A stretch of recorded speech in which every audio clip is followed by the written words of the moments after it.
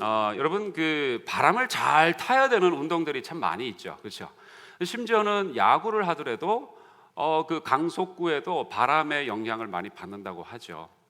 바람을 타는 것은 가장 중요한 것 같습니다. 스포츠에도요. 근데 여러분 바람을 타는 일에 있어서 굉장히 정말 바람을 잘 타야 된다라고 하면 딱 떠오르는 한 가지 그 활동이 하나 있습니다. 혹시 기억나십니까? 뭘 하려고 하면은 바람을 잘 타야 됩니다. 뭘 해야 되죠? 뭘 옛날에 어릴 적에 실에 매달아서 높이 날려본 경험 있으시죠? 뭡니까? 연 날리기, 그렇죠? 막 그냥 냅다 연 들고 뛴다고 해가지고 연을 잘 날릴 수 있는 것은 아닙니다. 그 전문가들에 의하면은 바람을 잘 탈 줄을 알아야 된다, 그런 얘기를 하죠. 모든 스포츠, 심지어 자전거도 바람을 잘 타야 되는 것 같더라고요. 여러분이 자전거를 막상 딱 타고는 출발을 했는데 자전거를 제대로 못 타신다라는 것은 지금 자전거 양쪽 바퀴에 바람이 균형 감각이 없으면 그렇다고들 합니다. 상관없이 타시는 분들도 계시겠지만 바람을 잘 타야 되는 그런 얘기들이 있습니다.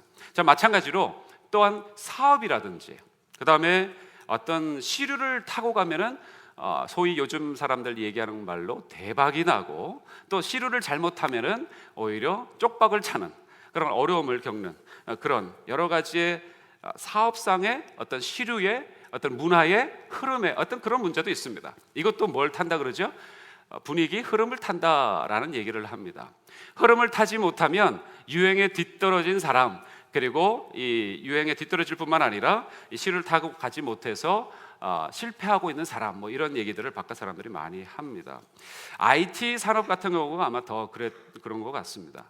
그런데 이러한 세상에는 물리적인 바람도 있고, 그 다음에 시류 또는 트렌드라고 하는 어떤 흥행이라고 하는 그런 흐름도 있습니다만, 그러나 우리 기독교인들은 거기에 그렇게, 우리 믿는 신앙인들은 거기에 마음에 동요하지 않아야 될 중요한 한 가지, 정작 타야 되는 흐름이 한 가지가 있습니다. 그 흐름은 무슨 흐름이냐? 한번 따라해 보시면 감사하겠습니다. 하나님의 흐름. 하나님의 흐름에 여러분이 타셔서 놀라운 은혜를 날마다 경험하시는 우리 사랑하는 이 자리에 있는 모든 성도님들 되시기를 주님의 이름으로 축복합니다. 하나님의 흐름이라고 얘기하는 것은요, 제가 지어낸 말이라기보다도 실제로 우리 수요 성경 공부반에서도 많은 그런 얘기를 했었는데, 하나님의 역사의 장구한 놀라운 그 흐름, 이것은 성경 도처에 나와 있어요. 특별히 에스겔서 47장을 보면 놀라운 부흥이 일어나는데, 에스겔이 본 환상에 의하면 성전에서 어마어마한 물이 홍수처럼 흘러내려가는, 그래서 심지어는 죽은 바다라고 하는 사해까지 그 물이 흘러넘쳐서 소생케 하는, 부흥케 하는 놀라운 그런 환상들을 예언서뿐만 아니라 성경 도처에서 사실 보게 됩니다. 그래서 제가 봤을 때는 이 흐름이라는 것은 정말 중요한 것 같아요. 저와 여러분은 어떤 흐름인가에 타고 있습니다. 그러나 그것이 하나님의 흐름에 우리가 속하기를 소원하는 것이죠. 자, 물리적인 뒷바람이라 해봐야, 연달려봐야 조금 더 높이 올라가고 조금 더 멀리 가고 이 정도입니다. 그렇죠? 그리고 시류에 편승하는, 이러한 문화에 편승하는 그러한 시류라고 하는, 트렌드라고 하는 그러한 흐름도 사실은 조금 어떤 돈을 얻고 명예를 얻고 그런 정도겠죠. 그러나 삶이 뒤따라가야 되는 그런 흐름은 사실은 아닌 것 같습니다. 가장 중요한 것은요, 하나님의 흐름을 타는 것은 전혀 다르기 때문에 우리가 여기에 주목해야 한다는 것이죠. 당장 봤을 때는 물리적인 법칙도 없어 보입니다. 그 다음에 하나님의 흐름을 따라간다는 것, 조금 어떻게 보면 좀 어렵게 보이고 요원하게 보이기도 합니다. 추상적으로 보이기도 합니다. 그러나 실질적으로 가장 중요한 흐름과 가장 우리가 초점을 맞춰야 되고 같이 거기에 편승해서 타고 흘러가야 되는 흐름은 바로 하나님의 흐름이고, 여기에는 굉장히 중요한 감동과 기쁨이 있기 때문인 줄로 믿습니다. 여러분, 하나님의 흐름을 따라가는 자들에게 있어서는 어떤 한 사람도 후회하는 사람이 없었다라는 것이 기독교 역사의 증언이기 때문에도 그렇습니다. 하나님의 흐름에 따라갔던 사람들은 한 사람도 실패자가, 패배자가 없었다라는 것이 증언이고 우리가 볼 수 있는 그런 기록들이 있기 때문에 그렇습니다. 여러분, 사진 한 장을 잠깐 보여드릴 텐데 조금 옛날 분이기는 합니다. 1770년대 분이신데 이분이 1770년대에 태어나셔서 1813년에 이제 버마로 들어갑니다. 버마, 미얀마죠. 요즘으로는 미얀마죠. 그렇죠? 이 버마로 들어가서 38년 동안 거기에서 복음을 전합니다. 38년, 정말 쉽지 않은 시간입니다. 그런데 거기에 그 당시에 1813년도 또 그 이후에 38년간은 참으로 너무나도 혹독한 환경입니다. 그래서 그 혹독한 환경에서도 지키고 인내하고, 또 무엇보다도 이 버마에는, 지금 미얀마도 마찬가지겠지만, 지금은 미얀마는 많이 달라졌지만은 한 명의 그리스도인들도 없었어요. 이 미얀마, 버마에는 한 명의 크리스찬도 찾아볼 수 없었던 그 혹독한 환경에서 더군다나 각종 그런 핍박이 이분에게 찾아왔었다고 합니다. 특별히 여러 가지 핍박이 있었지만, 어려움이 있었지만, 그 중에 하나는 첫 아들을 윌리엄이라고 놓았습니다. 그러나 풍토병에 걸려서 6개월 만에 그 아들을 이제 떠나보내게 되죠. 그리고는 아들을 묻을 제대로 된 땅도 없어서 그냥 망고나무 밑에 대충 파서 묻고 거름으로 덮었다고 합니다. 그리고는 중간에 열심히 사역하는데 한 사람의 개종자도 나타나지 않는 거예요. 좀 사람이 믿고 변화되는 모습을 보면 이 사역자들은 힘이 나지 않습니까? 근데 한 사람도 변하지 않습니다. 더군다나 중간에 스파이라는 그러한 죄목으로 몰려서 21개월 동안, 건 만 2년 동안 감옥살이를 하게 됩니다. 그리고는 거기서 본인도 열병도 앓고 여러 가지 풍토병도 앓았지만 다행히 죽지는 않습니다. 그러나 14년째 되던 날 아내 앤을 잃고 맙니다. 아들도 잃고 또 아내도 잃고, 그리고는 살았습니다.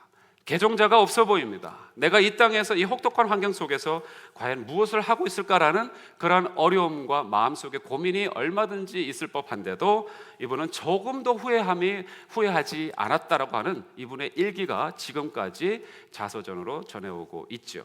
그리고는 이분은 결국 승리해서 버마에 한 사람도 개종자가 없었던 그 척박하고 메마른 동토와도 같은 땅에 지금은 지금은 말할 것도 없고 그가 죽었을 그때, 그 당시에 21만 명의 개종자들이 있게 되었다라는 사실, 여러분 기독교 역사를 통해서 우리가 보는 분입니다. 여러분, 이분이 그 유명한 이분의 삶 때문에 수많은 젊은이들이 나도 저렇게 삶을 던지겠다고 하는 수많은 선교사들이 나왔는데, 이분의 이름이 누구냐면 아도니람 저드슨이라는 분이십니다. 들어보셨습니까? 아도니람 저드슨, 선교 역사에 있어서는 빼놓을 수 없는 분 중에 한 분이시죠. 여러분, 이런 분이 대표적인 인물로서 등장하지만 사실은 이런 분들은 수없이 많이 있습니다. 제가 조금 이따가 또 몇 분을 소개시켜 드리겠지만, 하나님의 흐름을 타신 분이죠. 하나님이 지금도 이끌어 가시는 그 장관 도도한 물결 속에 자신의 삶을 던진 인생, 사람들이 봤을 때는 실패한 것 같았고, 사람들이 봤을 때는 저런 환경 속에서 무슨 일을 할까, 그리고 열매가 무엇일까라는 그러한 퀘션을 불러일으키는 삶처럼 보였지만, 그러나 그렇지 않았다라는 것입니다. 항상 이 하나님의 흐름을 타는 사람에게는 간증과 감동이 있었다라는 것입니다. 저와 여러분의 삶 가운데서도 이 두 가지가 있어야 되는 줄로 믿습니다. 간증과 감동입니다. 한번 외쳐보시죠. 간증과 감동이요. 제가 앞으로 누구를 붙잡든지 집사님 얘기 좀 해주세요. 그러면 여러분에게 삶의 간증이 있어야 될 줄로 믿습니다. 또 여러분의 얘기를 들으면서 저도 같이 감동할 수 있는, 그 얘기를 듣는 누구나 감동이 저와 여러분에게 서려야 될 줄로 믿습니다. 그러시기를 주님의 이름으로 축복합니다. 도대체 하나님의 흐름이 어떤 것이길래 그러면 그렇게 감동과 간증이 있게 되는가라는 것이죠. 여러분, 하나님의 흐름을 탄다는 것은 이것입니다. 설교 노트에는 특별하게 제가 예전처럼 자세하게 기록하지는 않았습니다만 한번 꼭 하나 적어 놓으실 것은 두 가지를 말씀드릴 텐데, 첫 번째는요, 하나님의 흐름을 탄다라는 것은요, 생명의 흐름을 타는 것입니다. 할렐루야. 생명의 흐름을 타는 것이에요. 생명의 역사가 지금도 흘러가고 있습니다. 그런데 나는 과연 그 생명의 역사 한복판에 서 있는가? 그리고 그 흘러가는 강물과 함께 내가 장구하게 흘러가고 있는가? 이것을 오늘 점검하실 수 있기를 바랍니다. 오늘 이 본문에 보면은 사도들이 두 번째로 잡힙니다. 예수님을 전했다가 또 잡혀요. 두 번째로 잡혀서 옥고를 치릅니다. 자, 그런데 옥고를 치르고 있는데 갑자기 공회가 모이기 소집을 하기 시작합니다. 원로들을 다 모읍니다. 이게 무슨 얘기입니까? 이 사람들을 빨리 즉결 처형해서 처리하겠다라는 그런 얼음장을 놓는 그런 상황입니다. 그래서 이제 즉결 처형을 하려고 공회를 모집하고 원로들을 모집하는 가운데 있는데, 그런데 이 상황 속에서 이 사람들이 전혀 두려워하지 않고 있는 모습을 보게 돼요. 자, 무엇보다도 그 공회를 모집해야 되겠다라고 해서 사람을 지금 끌어다가 다시 데리고 오라고 얘기를 했는데, 막상 그 관속들이, 밑에 있는 관속들이 그 감옥을 가가지고 이 사람들을 데리고 오려고 하니까 과목소에 분명히 바깥에 굳게 잠겨 있고 바깥에는 보초들이 서 있는데 안에 들어가 보니까 사람들이 없는 거예요. 그래서 놀라가지고는 들어와서 이 공회 앞에서, 원로들 앞에서 보고하고 있는 내용의 모습을 우리가 본문에서 보게 됩니다. 자, 그런데 그 무렵에 어떤 또 관속들이 또 옵니다. 또 와가지고는, 아니 아까 잡으러 갔던, 여러분들이 얘기해서 우리가 잡으러 가려고 했던 그 사람들이 지금 저기 성전에 서서 예수님을 증거하고 있더이다라고 그런 보고를 해주는 장면이 나타납니다. 여러분, 하나님의 흐름을 타고 있다는 것은요, 이렇게 생명의 삶, 생명의 흐름을 타고 있다는 것을 저는 오늘 본문 속에서 보게 됩니다. 여러분, 아까도 말씀드렸듯이 물리적인 바람은 그냥 공기의 흐름일 뿐이에요. 시류를 탄다는 것은 그냥 변하는 세상의 가치 기준을 잠시 내가 습득하고 또 버리는 것 뿐이에요. 그러나 하나님의 흐름을 탄다는 것은 전혀 다른 일입니다. 생명을 내 심령 깊은 곳에, 내 가정 가운데, 나의 삶의 터전 위에 생명의 강이, 생명의 물결이 흘러넘치게 한다라는 것입니다. 저는 이것을 그래서 이렇게 부르고 싶어요. 생명의 삶이다라는 것이죠. 그런데 우리는 자칫 잘못하면 반대급부의 삶을 살기가 쉽습니다. 비슷한 단어인 것 같은데 전혀 다른 단어인데, 생존의 삶을 살기가 쉽습니다. 여러분, 생존의 삶을 살고 계십니까? 아니면 생명의 삶을 살고 계십니까? 열심히 살아가는 것 같은데 부산하고 바쁘고 정신없고 피곤하고 항상 피곤에 쩔어 있는 우리의 삶이 때로는 어쩌면 생존의 삶은 아닐까요? 어떻게든 서바이벌 하기 위해서, 그냥 생존해 나가기 위해서 먹어야 되고 정말 이렇게 할 수밖에 없는, 그래서 세상 사람들의 흘러가는 그 문화에도 우리가 촉각을 기대는 이유가, 그렇게 하지 않으면 내가 생존하지 못할 것 같으니까, 그래서 우리가 그렇게 생존하는, 정말 그런 삶 속에서는 여유가 없는 것을 보게 됩니다. 우리의 특징이 생존의 삶이 되면 뭐가 없다고요? 여유가 없어져요.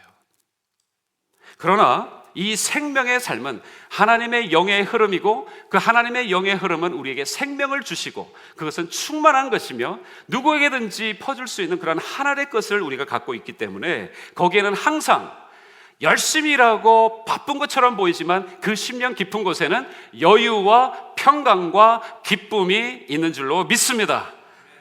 그것이 생명의 삶이에요. 여러분, 좌우에 한번 우리 성도님들 한번 봐주세요. 생명의 삶을 누립시다. 생명의 삶을 누립시다. 이게 우리 얼굴 표정에 나타나거든요. 나는 지금 생존의 삶을 살고 있습니다. 아니면 나는 생명의 삶을 살고 있습니다. 이게 저는 다 보여요. 정말 보여드리고 싶어요. 우리 집사님 한번 여기 올라오셔서 한번 보십시오 하면, 여러분 오시면 보이네? 기적과 같은 일이 일어납니다. 저만 보고 있어서 너무 안타까울 뿐이에요.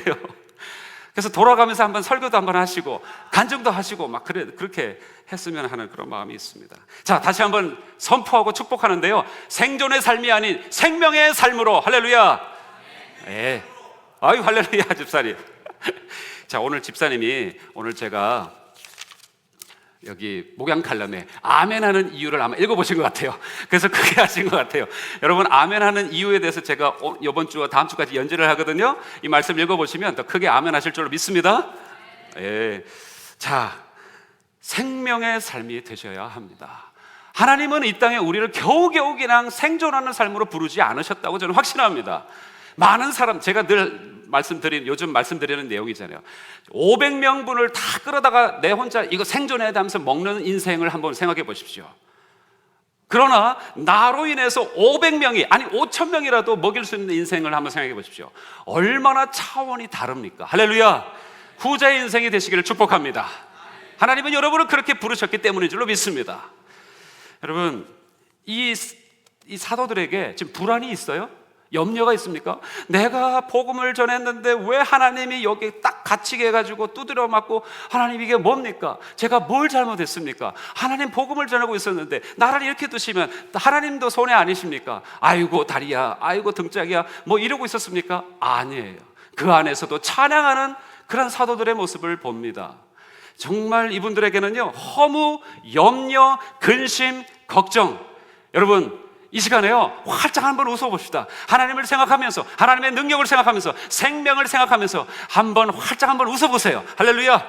할렐루야. 네, 너무너무 아름다우세요. 너무너무 멋지세요. 그대로 그 근육을 유지하실 수 있기를 바랍니다. 여러분이 웃으셔야 쓰는 유일한 근육이 있다고 합니다. 평생도록 그러나 그 근육 안 쓰실 수도 있다는 것을 또 생각해 보게 돼요.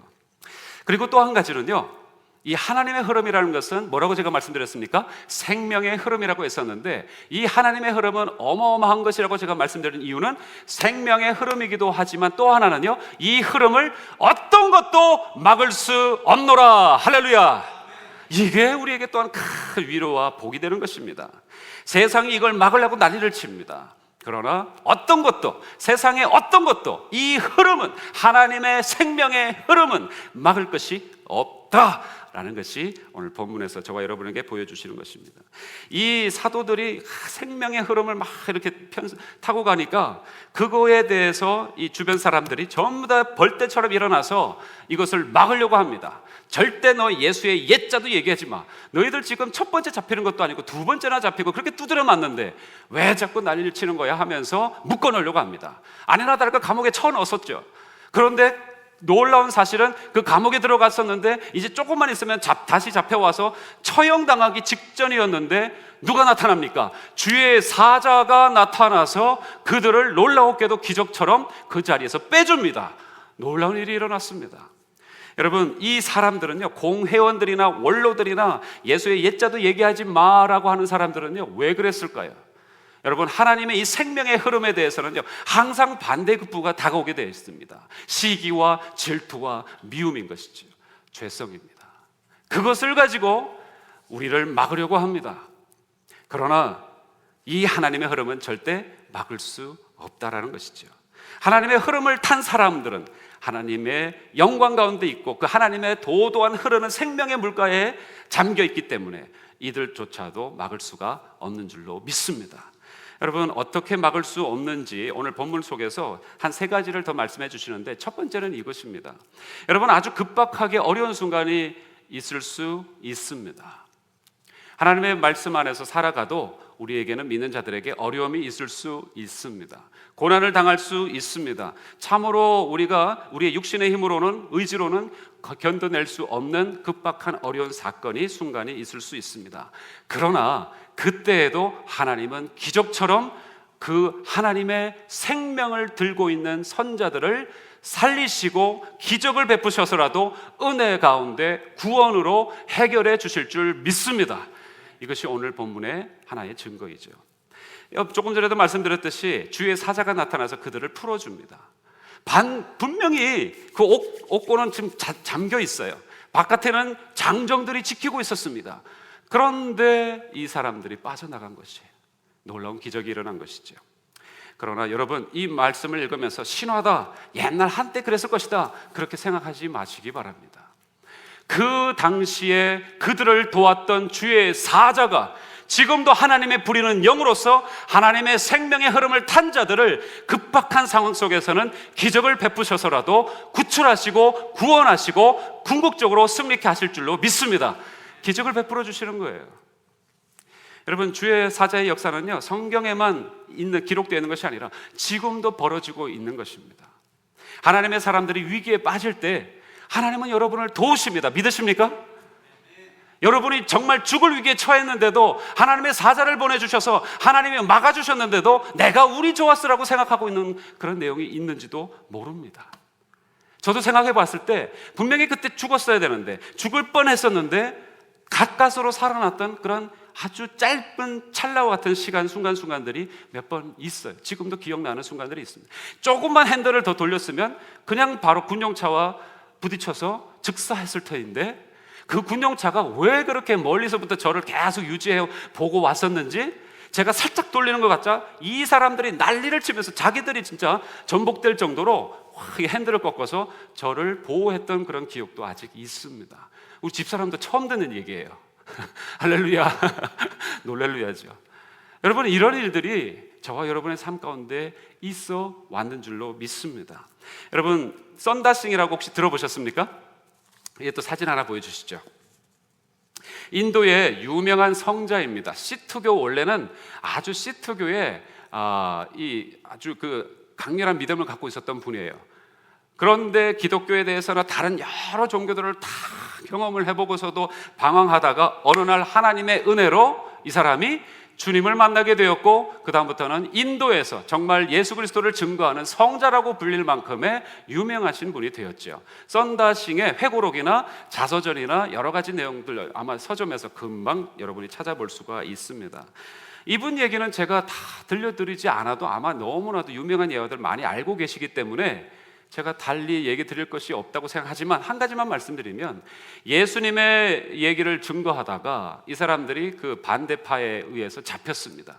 그래서 메마른 우물로 던짐을 당했습니다. 한 10m 정도 우물로 던짐을 당해서 오른팔이 부러지면서 떨어졌는데 물인 줄 알았더니 쿠션이 있어요.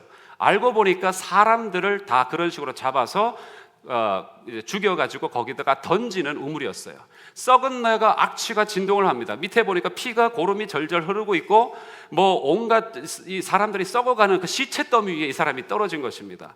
거기에서 팔도 부러졌고 이제는 죽는가 보다, 내가 썩는지 저 시체가 썩는지도 이제 모르는 그 상황 속에 하나님 앞에서 그냥 마냥 할 수 없어서 왼팔만 들고서 그냥 찬양하면서 하나님만 부르짖고 있었는데, 놀라웠게 밧줄이 하나 내려와서 그 밧줄로 몸을 묶고 누군가가 나를 당겨주는구나, 누군가가 내가 여기 들어가 있는 것을 알았구나 해서 감사합니다 하나님 하면서 올라왔는데, 나중에 밧줄을 봤는데 밧줄에 묶인 흔적도 없고 누가 끌어줬는지도 만나지 못한 그런 예화가 적혀 있습니다.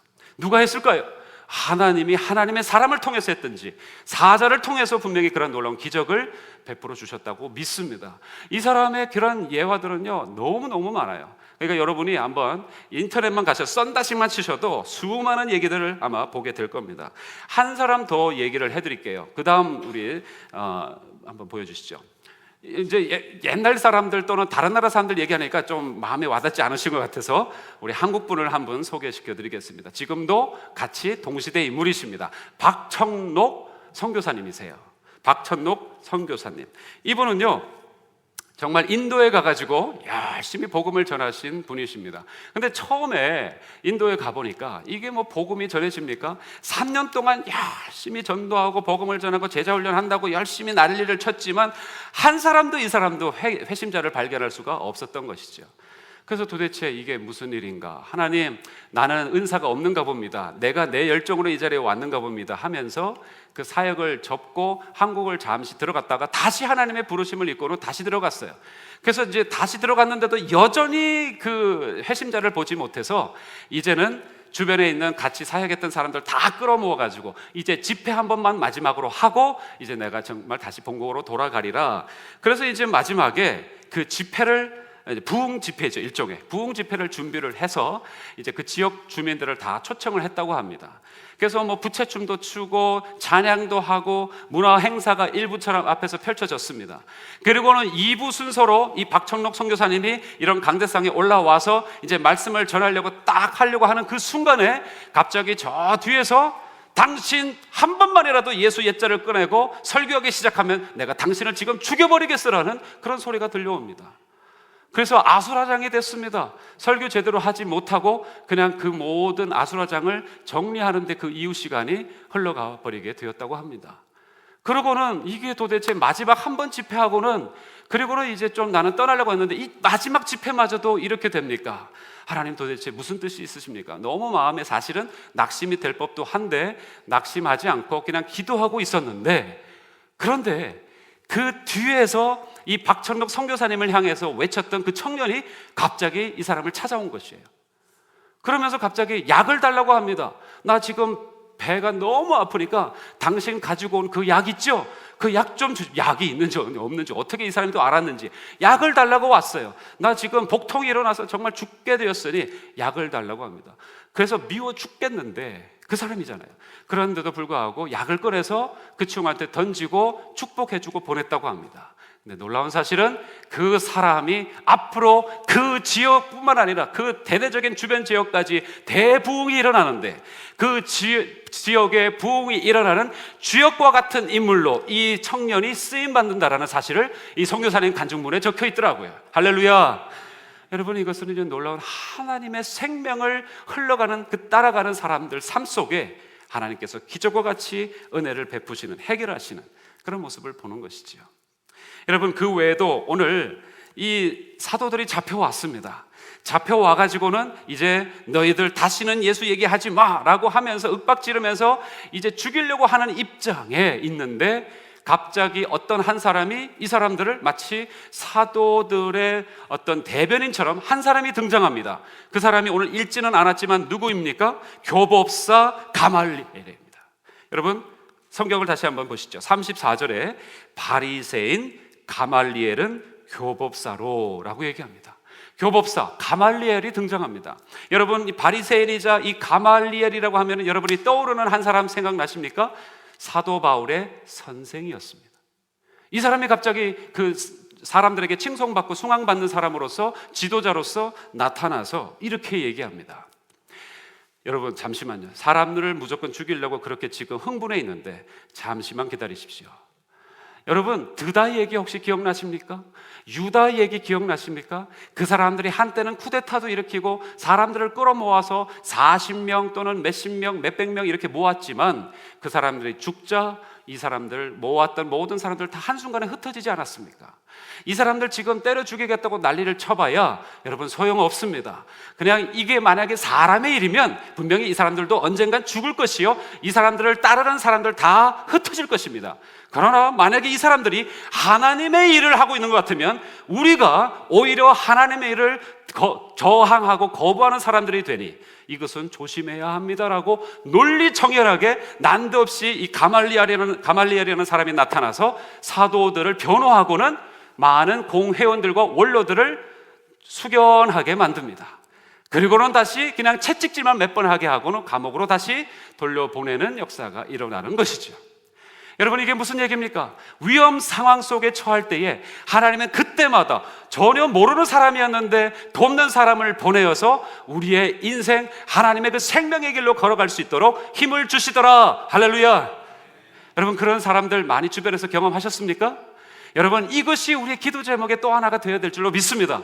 또 역으로 저와 여러분이 수많은 하나님의 일꾼들 옆에 서서 여러분이 그들을 돕고 생명의 길을 계속 그들이 걸어갈 수 있도록 도와주는 하나님의 쓰임받는 자들이 되어야 하지 않겠습니까? 할렐루야. 그런 은혜가 있으시기를 축복합니다.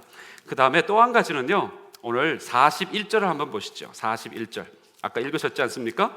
다시 한번 크게 한번 읽어보겠습니다. 정말 중요한 신약 최고의 감동과 역설의 문장이고 하나님의 선포이시기 때문에 그렇게 제가 다시 한번 읽어보기를 소원합니다. 41절입니다. 다시 시작.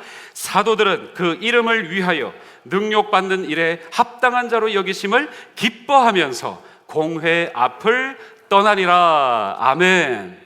여러분, 그렇게 두드려 맞고 그리고 뒤에 지금 피가 절절 흐르며 그리고 몸 하나 성한 곳이 없고 구타를 당하고 침뱉음을 당하고 이제는 예수 옛자라도 얘기하지 말라고 얘기했으면 여러분, 저와 여러분 같으면 어떻게 했습니까? 하나님, 낙심이 됩니다. 도대체 주의 일을 하다가 왜 내게 이런 일이, 그렇죠? 이런 생각을 할 법도 한데, 그러한 생명의 길을 걸어가는 사람들한테 하나님은 무엇을 주신다고요? 기쁨을 주시더라. 할렐루야. 이게 역설입니다. 이거 우리 누려야 됩니다. 왜 내게는 기쁨이 없는가? 제가 오늘 이 말씀을 전하기 위해서 본문을 계속 살피는 가운데 그 생각을 해봤어요. 왜 하나님 앞에서 이 은혜를 받는 자라고 하면서도 기쁨이 없을까? 때로는 이렇게 의기소침할까? 때로는 허무감에 사로잡힐까? 때로는 이렇게 우울할까? 여러분, 하나님의 말씀 안에서 복음을 증거하는 자들에게 성령을 역사하신다고 하셨고, 성령이 역사하면 성령이 기쁨을 주시기 때문에 그들은 기뻐할 수 있었다라는 것입니다. 다시 얘기해서 우리의 상황 속에서 기뻐하지 못하는 것은 뭐라고요? 한 번도 일주일 동안 예수님의 옛자도 꺼내지 않고 있기 때문이 아닌가, 그런 생각을 저와 여러분에게 하라고 주셨더라고요. 여러분, 저와 여러분 한 주간 삶을 한번, 지난 한 주간을 돌이켜 보십시오. 내가 삶의 현장 속에서 얼마나 예수님을 증거했는가, 내가 얼마나 예수님을 함께 믿자라고 종용했는가, 그리고 기도했는가, 그리고 옆에 있는 모든 지체들을 그렇게 주님 앞으로 이끌려고 애를 썼는가. 여러분, 그렇게 하나님의 생명의 흐름을 타기를 같이 소망하면서 그런 마음을 갖고 있는 우리에게, 또 그들에게는 하나님이 분명히 뭘 주신다고요? 기쁨을 주시는 줄로 믿습니다. 여러분, 이 기쁨을 가지고 한 주간의 그 전적비를 가지고 이 주일날 나오셔서 함께 우리 찬양했으면 좋겠습니다. 할렐루야. 근데 그냥 막 사탄이 쏘는 모든 기관단총에 다 흘러가시다가 이 죄인 이러신, 물론 주님 앞에 그것도 귀합니다만, 그러나 저희 욕심이 있습니다. 정말 주님 앞에 거룩한 욕심이라고 할까요? 우리가 한 주간 살면서 복음을 증거하다가 하나님이 주신 이 기쁨을 가지고 와서 함께 두 손을 들고 주님을 찬양할 때에 여기에는 놀라운 하나님의 임재와 이 세상에 줄 수 없는 그런 기쁨을 우리가 충만하게 누리게 될 줄로 믿습니다. 그 은혜가 있으시기를 소망합니다. 여러분, 이 모든 것 때문에 하나님의 흐름을 막을 수가 없었던 것입니다. 그런데 이런 질문을 마지막으로 던지면서 말씀을 맺고자 합니다. 어떻게 그러면 이러한 하나님의 흐름을 우리가 탈 수가 있을까? 어떻게 하나님의 이 생명의 흐름에 내가 함께 편승해서 그 흐름과 함께 내가 갈 수 있을까? 정답이 29절에 있습니다. 29절 같이 한번 읽어보겠습니다. 우리 아까 같이 함께 합독하실 때는 읽지 않았던 구절입니다. 29절 찾아서 한번 보여주시면 네, 감사합니다. 같이 읽겠습니다. 시작.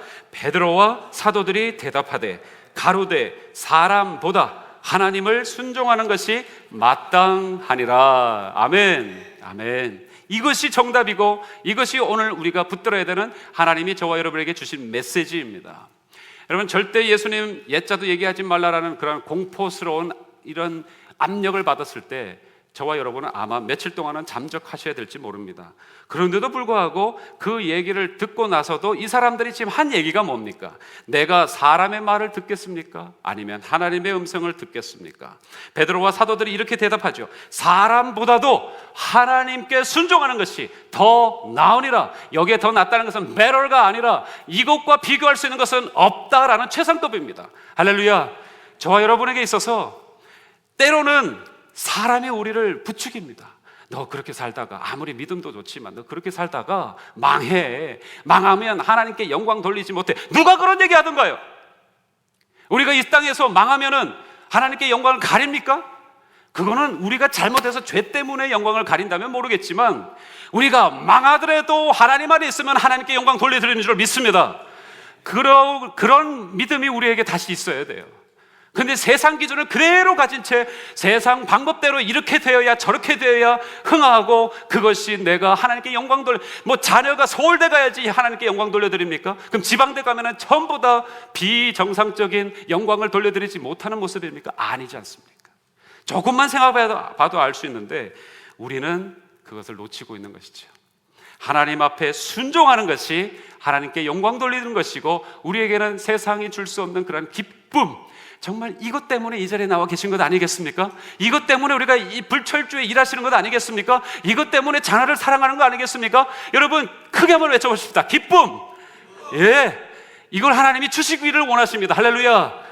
조에, 성경의 원문입니다. 조에, 기뻐하자라는 것입니다. 하나님의 기쁨, 이것은 순종하는 자들에게 허락된 것입니다. 두 가지 비결을 말씀드립니다. 이 사도들의 모습을 통해서 두 가지 비결을 말씀드리는데, 마음속에 올라오는 상처가 있습니다. 올라오는 상처가 있습니다. 그 음성을 듣지 마십시오. 하나님의 음성을 들으시기를 축복합니다. 그럴 때 순종할 수 있습니다. 내 상처의 음성을 듣게 되면요, 주변 사람 하나도 안 보이고요, 심지어 주님마저도 안 보이고요, 그냥 순종할 수가 없습니다. 그리고 또 한 가지는 세상의 권력이나 세상의 권세자들의 협박에, 그 다음에 세상의 달콤한 유혹에 여러분 넘어가지 마시기를 주님의 이름으로 축복합니다. 지금 세상의 유혹이 뭡니까? 조금 전에도 말씀드렸지만 돈이 뭐니 해도 뭐니야. 돈이 최고야. 너 먼저 부자 되고 그 다음에 하나님 열심히 믿어. 그 다음에 네가 먼저 출세하고 그 다음에 하나님 선교도 늦지 않아. 그 다음에 세상에 여러 가지 방법들, 여러 가지 그런 독한 것들을 가지고 굉장히 유한 것처럼 얘기하면서 할 수 있어, 쓸 수 있어, 기독교라고 너무 그렇게 고지식해서는 안 돼라고 하면서 우리로 하여금 세상과 별 차이 없이 만들려고 하는 그런 유혹들이 있습니다. 그러나 기억하십시오. 사람에게 순종하는 것이 나으냐, 하나님에게 순종하는 것이 나으냐. 여러분, 하나님의 것을 택하고 그렇게 순종하실 때 우리에게 말로 표현할 수는 없지만 하나님만이 주실 수 있는 기쁨이 우리에게 회복되는 줄로 믿습니다. 저는 분명히 이건 믿습니다. 미국 어떤 목사님이 얘기하시더라고요. 성령에 대한 민감함이 많이 떨어져 가고 있다고요. 그래서 이분이 개탄하시면서 통해 자복하면서 최근에 책, 제가 지난번에 한번 소개시켜드렸는데 엎드려야 한다라는 책을 내신 분이 계십니다.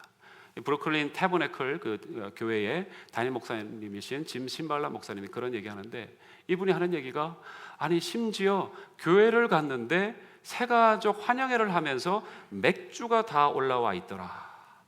이거 미국 교회 얘기입니다. 네. 그러면서 얼마든지 우리는 사람 세상과 교통해야 된다고 하면서 그렇게 새가족 환영회를 하는 교회의 모습을 보고 이분이 충격을 받았습니다. 독한 것이 이 세상에서도 독하다고 하면서 금기시하는 것들이 교회에서는 자유로워야 된다, 좀 이렇게 오히려 충만해야 된다라는 이유를 가지고 세상 것이 오히려 우리를 힘들게 하고 있습니다. 이때에 저와 여러분 분별력이 서시기를 축복합니다. 마지막 때입니다. 우리는 이 싸움을 싸우셔야 됩니다. 여러분의 삶의 현장 속에 때로는 비즈니스 때문에 또는 어떤 것 때문에 여러 가지 이유가 있을 수 있습니다. 그러나 주님께서 분명히 분별력은 주시리라고 믿습니다. 승리하실 수 있기를 바라고요. 하나님의 도도한 생명의 흐름 가운데 분명히 타서 이 기쁨을 누리시는, 다시 회복하시는 저와 여러분 되실 수 있기를 주 예수 그리스도 이름으로 간절히 축복합니다. 기도하시겠습니다.